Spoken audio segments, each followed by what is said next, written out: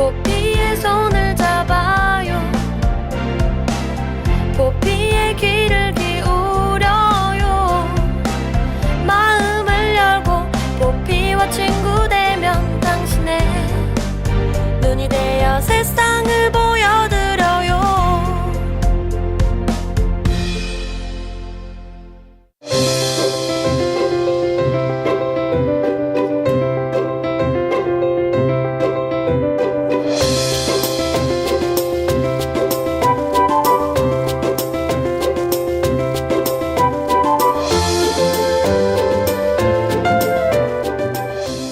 KTV 정책 1번지 여기는 세종입니다. 안녕하세요. 김경아입니다. 커피 좋아하시나요? 통계를 보니까 우리 국민이 마시는 커피의 양이 하루 평균 300톤으로 하루 한 잔 반씩 연간 500잔 이상의 커피를 마시는 셈이라고 하는데요. 저도 커피를 좋아해서 하루에 2잔 이상은 마시는 것 같은데 이 커피의 효능에 대해서는 의견이 분분하죠. 우리가 늘 마시는 차에 대해서 생각하다 보니까요. 건강에 좋은 슈퍼푸드로 꼽히는 녹차가 떠오릅니다. 녹차는 카테킨이라는 성분이 동맥경화를 예방해주고 중성지방이 증가하는 걸 막아준다고 하네요. 게다가 데아민이라는 성분이 살이 빠지는 데도 도움을 주고요. 커피만큼이나 우리 가까이에 있는 녹차. 오늘 점심 식사 후에는 이 녹차 한 잔 어떠십니까?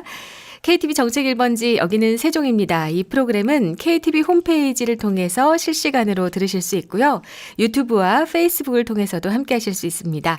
3월 19일 목요일 방송 지금부터 시작합니다.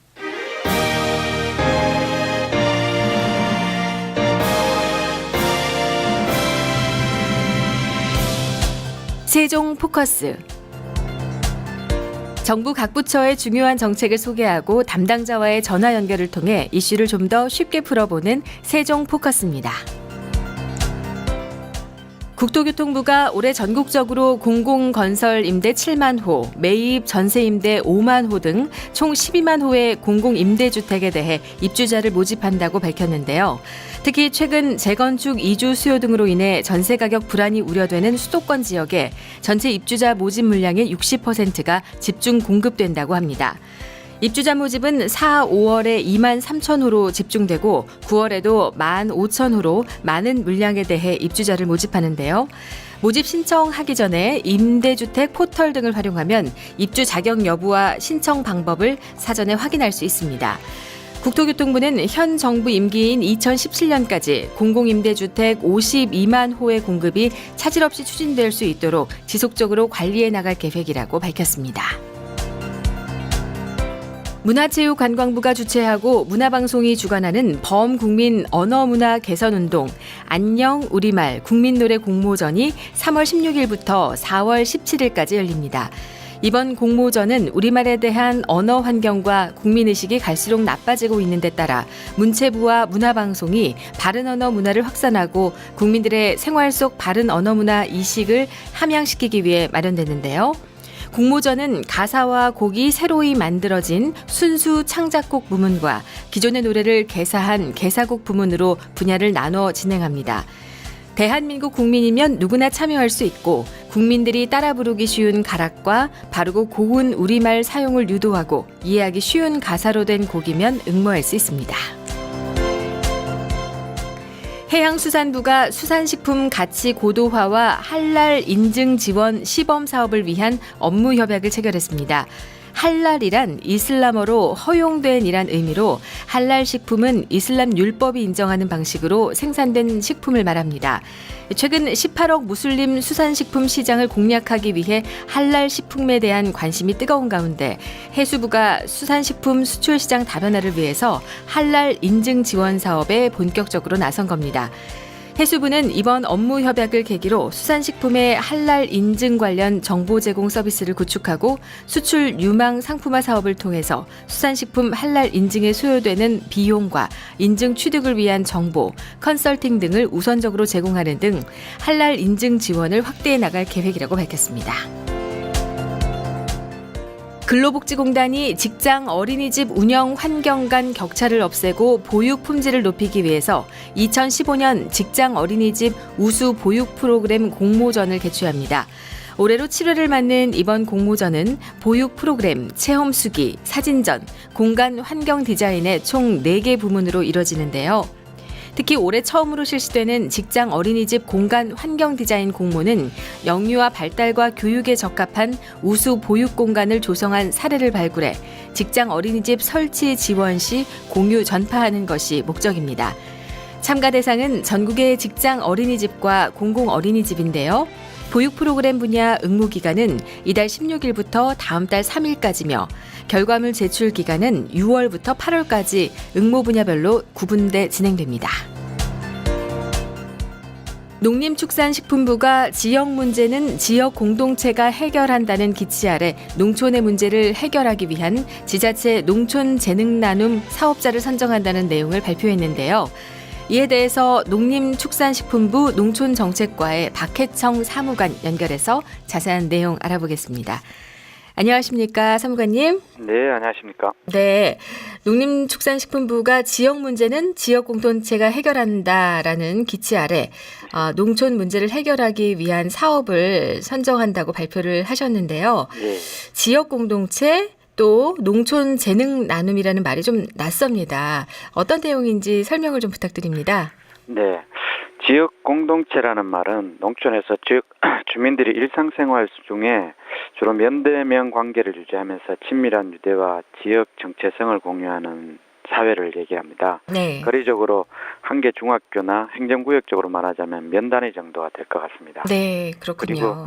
그리고 농촌 재능 나눔은 최근 이런 농촌 공동체가 인구 감소와 고령화로 점점 활력을 잃어가고 있습니다. 그래서 농촌의 도시민들의 재능 나눔을 통해서 활기를 되찾자는 범국민 캠페인으로 이해하시면 좋을 것 같습니다. 네. 농촌의 그 인구 감소와 고령화로 인해서 좀 활기가 떨어지는 부분에 대해서 도시민들의 재능을 나누면서 활기를 찾자라는 그런 좋은 취지로 마련되는 거군요. 예, 그렇습니다. 공모사업 대상자가 선정이 됐나요? 예, 이번에 네. 선정이 되었습니다. 네네. 네, 이번엔 지자체 공모였는데요. 네. 지자체 공모에서 이번 27개 지자체 중에 17개 지방자치단체가 선정이 되었습니다. 네. 농촌 재능나눔 공모사업에 대해서 좀 더 소개를 해주시죠. 예. 네. 농림부에서는 2011년부터 농촌 활력 증대를 위해서 함께하는 농어촌 운동이라는 운동을 추진하고 있습니다. 네. 그 운동 세부 내용으로 보면은 색깔 마을 만들기, 마을 리더 육성, 그리고 지금 말씀드리는 농촌 재능 나눔이 포함되어 있습니다. 네. 그 중에 이제 농촌 재능 나눔은 도시민의 재능을 농촌에서 나누자는 의미인데요. 근데 도시 분들이 농촌에 재능 기부를 하자니까 도시와 농촌의 거리 문제도 있고 비용 문제로 해서 일반인들이 참여하기가 쉽지가 않더라고요. 네. 그래서 저희들 정부 차원에서 마중물을 부어주듯이 재능 나눔 활동에 참여하는 사람들, 지자체, 기업, 대학생, 일반 단체를 대상으로 해서 교통비나 식비, 재료비에 대한 실비를 지원하는 공모사업입니다. 네, 그렇군요. 도시민의 재능을 나눈다면 어떤 부분에 대해서 재능 기부를 하시던가요? 재능은 아주 다양합니다. 네. 저희들 집고치기부터 벽화 그리기, 스마트폰 교육, 네. 유통 분야, 판매, 홍보, 그리고 의료 분야 우리가 쉽게 하는 네. 다양합니다. 대부분의 일상이나 기능적으로 하는 것들은 대부분 다 해당이 된다고 보시면 됩니다. 네. 특별히 이제 지자체를 대상으로 선정을 하시는 이유가 있습니까? 예. 저희들이 농촌 재능 나눔은 지금 지역 공동체들을 지역 주민들 변화를 유도하고 공동체를 활력에 좀 불어넣자 이런 의미가 있는데요. 이러자니 일회성 행사보다는 지속적인 교류가 매우 중요하더라고요. 네. 그런데 대부분 보면 도시들이 좀 먼 거리에 있다 보니까 거리와 시간 문제 때문에 자정 교류가 쉽지는 않더라고요. 네. 그래서 지역 문제는 지역에서 해결한다는 취지 아래 농림부에서는 지자체가 재능 기부자를 찾아내고 농촌 인근의 재능 기부자를 찾아내고 협력 체계를 만들고 지속적인 활동을 할 수 있도록 네. 지자체를 선정 지원하게 되었습니다. 네. 아까도 말씀해 주셨는데 이번에 선정된 대상자들 27개 지자체가 신청을 했었네요. 예. 네. 17개 자치단체, 지방자치단체들은 어떤 도시들이 있나요? 저희들 뭐 일일이 다 나열하기 힘들고요. 네. 뭐 강원도 영월 같은 데나 제일 남쪽에 있는 네. 강진, 네. 그리고 뭐 경북의 영천, 네. 대부분 한 번씩은 다 들어보셨을 만한 데입니다. 그렇군요. 예. 많은 그 지원이 있었네요. 예, 예. 네, 참여들이 많이 있었고 또 관심이 높으신 것 같습니다. 예. 네, 선정된 지자체에는 이 사업비가 어느 정도 지원이 되죠? 사업비가 크진 않습니다. 2천만 원에서 2,500만 원인데, 근데 실제로 거기에 들어가는 뭐 재능을 기부한 뭐 교통비나 식비 이런 부분에 지원이 되기 때문에 또 네. 적다고도 할 수가 없습니다. 네, 2011년부터 이렇게 그 함께하는 농어촌 운동을 하고 계시다고 했는데 네. 그동안에 이제 사업을 추진해 오시면서 농촌 재능 나눔 이 사업에 대한 효과는 어떻고 또 기억에 남는 좋은 사례들이 있으시면 소개를 좀 해주시죠. 네. 저희들이 올해 3년째를 맞았는데요. 지금 올해 같은 경우를 예를 들면은 17개 지자체 중에서 11개 지자체가 또 추가로 예산을 투입하고 있습니다. 네. 그런 걸 볼 때 지자체가 이미 그 효과에 대해서는 증명을 하고 있다, 이렇게 저희들이 판단을 하고 있고요. 네. 우수한 사례를 예를 들면은 지금 아까 말씀드린 강진 같은 데는 재능나눔 지원 조례라는 걸 제정을 했습니다. 네. 그리고 재능기부센터도 만들었고요. 그분들이 그 재능기부센터에 등록된 분들 중에 국민자치대학이라고 있는데 네. 거기서 재능기부로 강사 활동을 하고 계신 분들이 또 계십니다. 네. 굉장히 영월- 활발하게 하고 계시네요. 예, 그렇습니다. 네.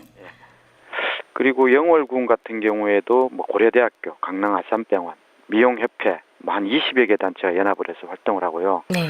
남원 같은 경우에는 거기는 토착민하고 귀농인들이 대립이 되게 심했던 마을이 있었습니다. 네. 근데 귀농인들이 직접 이제 재능 기부를 하기 시작하면서 마을 사람들하고 같이 융화되는 그런 경우도 있었고요.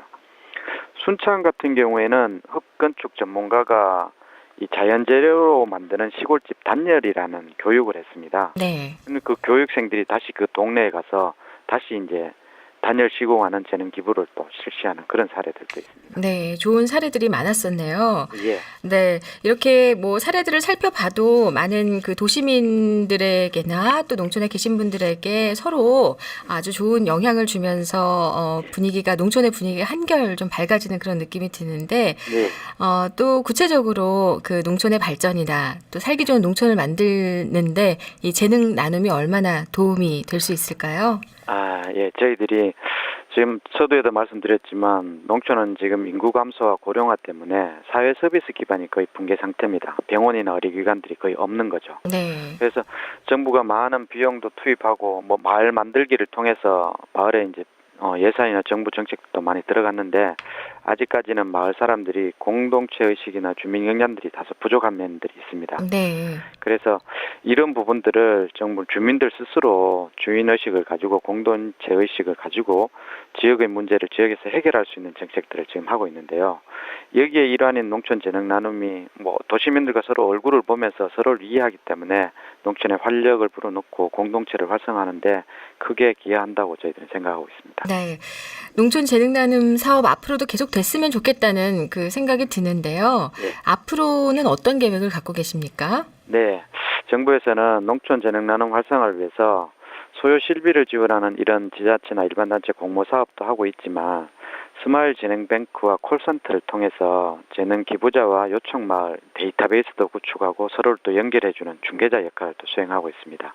그리고 그런 가운데 이제 도시와 농촌이 함께하는 이런 농촌 재능 나눔 활동에 국민들이 많은 참여를 네. 당부드리고요. 네. 그리고 3월에는 저희들이 기업, 대학생, 일반 단체 대상으로 하는 일반 공모 사업이 있습니다. 그리고 5월에서 9월까지는 지금 홍보 공모전도 예정이 되어 있고요. 네.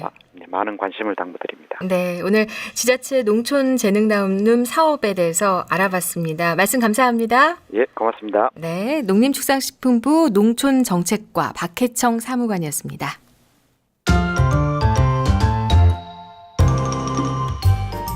SNS 세상 돋보기.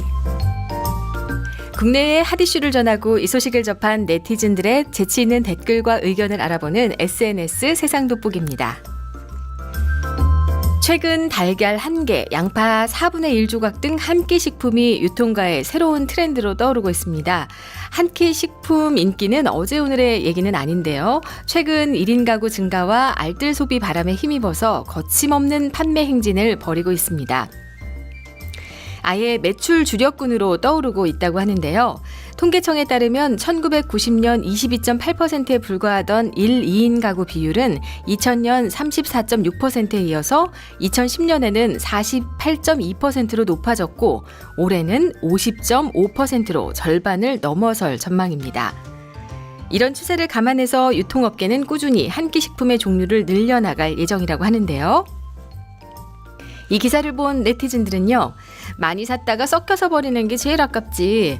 휴지 등 생필품도 낱개로 많이 팔았으면 좋겠다 등의 의견을 댓글로 달았습니다. 최근 국민안전처가 지난해 우리 국민의 119 구급차 이용 실태를 분석했는데요. 국민 31명 중 1명이 119 구급차를 이용하고 구급차 한 대는 무려 4만여 명을 담당하고 있는 것으로 조사됐습니다. 전국 소방관서에서 운영하고 있는 구급차는 1282대로 지난 한 해 동안 238만 9211회를 출동해서 167만 8382명의 환자를 응급처치한 후 병원에 이송했습니다. 전년도와 비교했을 때 출동 건수는 9.4%, 이송 환자는 8.4%가 증가한 건데요. 이는 119 구급차가 하루 평균 4,598명의 환자를 이송하고 구급차 한 대당 연평균 1,309명을 이송한 숫자라고 합니다. 이에 대해서 안전처 관계자는 119 구급대원을 계속 확충하면서 비응급 이송은 줄이고 응급 환자 이송을 늘리는 데 많은 노력을 기울이겠다고 밝혔습니다. 이 기사를 본 네티즌들은요. 국민의 안전에 대한 투자는 부족함이 없어야 한다. 장난 전화로 인해 정작 필요한 사람한테 119가 가지 못하는 상황이 발생하지 않길 바랍니다. 등의 의견을 댓글로 달았습니다. 잉글랜드에 사는 부룩은 태어났을 때부터 왼손에 손가락이 없었습니다.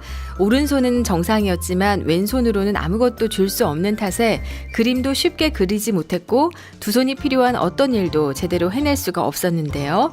하지만 부룩의 운명은 엄마 니콜라 씨가 3D 프린터로 만드는 손을 알게 되면서 바뀌었습니다. 니콜라는 자선단체에 연락을 취해서 딸의 사연을 얘기했고 이를 접한 단체 측이 3D 프린터로 만든 손을 니콜라 씨 딸에게 선물하기로 결정을 했는데요. 분홍색 왼손을 선물받은 부룩은 비록 오른손과는 색깔이 다르지만 앞으로 그림도 그릴 수 있고 자전거도 탈 수 있다면서 기쁨을 감추지 못했습니다. 이 기사를 본 네티즌들은요. 과학의 발전으로 많은 사람들이 웃을 수 있어서 기분 좋다. 앞으로 하고 싶은 거 다 하면서 행복하게 살길 바란다 등의 의견을 댓글로 달았습니다. 사용한 페트병에 물을 담아 쓰거나 재활용해서 쓰는 분들 많으시죠? 최근 식품의약품안전처가 음료수병으로 많이 사용되는 페트병을 재사용하지 않도록 주의를 당부했습니다. 페트병은 일회용으로 만들어진 제품이므로 입구가 좁아서 세척하고 건조하기가 어렵고 미생물 오염 가능성이 있어서 재사용이 바람직하지 않기 때문인데요. 상온에서 장시간 보관할 경우 아주 적어서 안전한 수치이긴 하지만 유해 물질이 검출되기도 합니다. 또 온도와 햇빛 등 보관 조건과 외부 환경에 영향을 받아서 직사광선을 피하고 적정 온도를 유지하는 것이 좋은데요.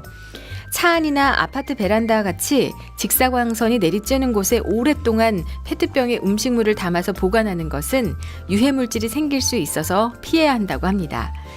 이 기사를 본 네티즌들은요. 그래도 페트병이 간편하고 편한데 냉장고에 보관하면 괜찮겠지? 등의 의견을 댓글로 달았습니다. 생활용편이 어려워서 2살 된 딸에게 먹일 분유를 마트에서 훔친 스리랑카 출신 결혼 이주 여성의 딱한 사연이 알려지면서 온정의 손길이 이어졌습니다. 부산 서부경찰서에 따르면 스리랑카 출신 이주 여성 A씨는 지난달 7일 부산 서구의 한 마트에서 딸에게 먹일 분유를 몰래 가져가는 등 모두 4차례에 걸쳐서 분유 9통을 훔쳤다가 경찰에 붙잡혔습니다. A씨는 경찰에서 남편의 실직 등으로 생활 형편이 어려워지자 2살 된 딸에게 먹일 분유를 훔쳤다고 진술했는데요. A씨의 딱한 사연이 알려지자 서부경찰서에는 A씨를 돕고 싶다는 문의 전화가 줄을 이었다고 합니다. 이 중 시민 5명이 현금 145만 원과 20kg짜리 쌀 한 포대를 경찰서에 기부했는데요. 서부서는 이날 경찰서를 방문한 A씨에게 기부금 전액과 쌀을 전달했습니다.